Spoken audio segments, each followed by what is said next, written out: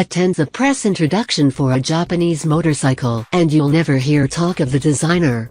Nothing against the Eric Bulls, David Robs and Pierre Turblanches of this world, but in Japan, drawing attention to oneself is considered boastful. Designing and building a motorcycle is a team effort, and it is treated as such. So while you may hear the project leader at the back of the room introduced by a company spokesperson, after which he may get up to give a brief technical presentation, you won't ever see him posing for photos and signing autographs. That would be poor manners. So it's notable that the man behind Honda's successful CBR1000RR series and its successors, the 929 and 954, did step out of the shadows into the limelight. Tadao Baba was able to do so not only because he spoke excellent English, but because he was an engaging individual with some truly interesting things to say.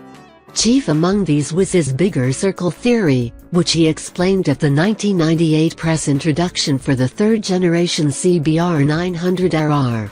On a piece of paper, Baba sketched two axes, one representing intended usage and the other riderability, and then on top of those, various sized circles that showed where each year's CBR was positioned. The goal, he explained, was an ever bigger circle, meaning a bike that novice street riders would find unintimidating yet expert racers could win on.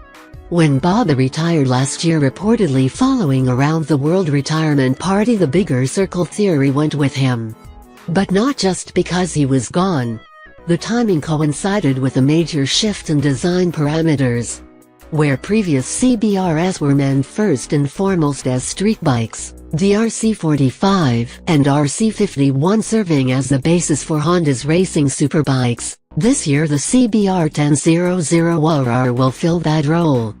Predictably, its circle would get smaller.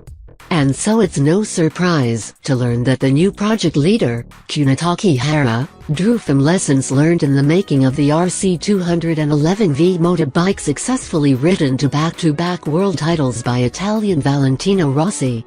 No surprise, either, that the CBR1000RR is a clean chic design, sharing not one single part with its predecessors. Yet in spite of this fact, it's relatively conservative, eschewing radical innovation in favor of optimizing current practices.